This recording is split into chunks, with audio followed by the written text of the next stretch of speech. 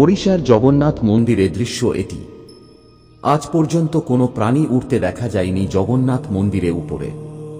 হঠাৎ ঈগল পাখি উড়তে দেখা যাচ্ছে পতাকা নিয়ে। ভবিষ্যমালিকা গ্রন্থের আরেকটি ভবিষ্যৎবাণী প্রকাশ্যে এলো। যবে পতাকা পতনে বাজে শঙ্খ, ঈগল নেয় লুপ্ত ধ্বজা ভঙ্গ, দেবালয়ে অস্থির হয় বায়ু, বিশ্বে চলিবে ক্রান্তিকালু। এই শ্লোকের মাহাত্ম্য জেনে নেওয়া যাক।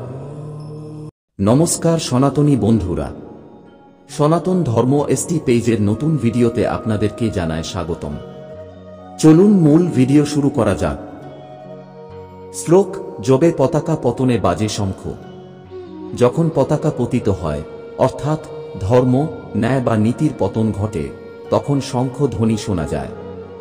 শঙ্খ এখানে সংকেত বিপদের, পরিবর্তনের অথবা যুদ্ধের। এটি এক আত্মিক সতর্কতা, যেন বিশ্ব জেগে ওঠে। শ্লোক: ঈগল নেয় লুপ্ত ধ্বজা ভঙ্গ। ঈগল এখানে শক্তি, সাহস এবং ঊর্ধ্বতন চেতনার প্রতীক। যখন পতাকা লুপ্ত হয়, ঈগল তা তুলে নেয়, অর্থাৎ কেউ সত্য, ধর্ম বা জাতীয়তাবোধের পতাকা আবার তুলে ধরার দায়িত্ব নেয়। এটা পুনর্জাগরণের ইঙ্গিত। শ্লোক: দেবালয়ে অস্থির হয় বায়ু। দেবালয়ে, যেখানে ঈশ্বরের শান্তি বিরাজ করে, সেখানকার বাতাসও অস্থির হয়ে ওঠে। এর মানে, যখন ধর্মীয় বা নৈতিক ভারসাম্য ভেঙে পড়ে, তখন এমনকি ঈশ্বরের আশ্রয়স্থলও প্রকম্পিত হয়, সমগ্র সৃষ্টি অশান্ত হয়ে ওঠে। শ্লোক: বিশ্বে চলিবে ক্রান্তিকালু। এই পতনের ফলে গোটা পৃথিবীতে শুরু হয় এক ক্রান্তিকাল, এক সন্ধিক্ষণ, যেখানে পুরাতনের পতন ও নবের উদ্ভব ঘটে। এটি এক প্রলয়ের মতো, যা শেষে নব জাগরণ বা যুগ পরিবর্তনের পথে নিয়ে যায়।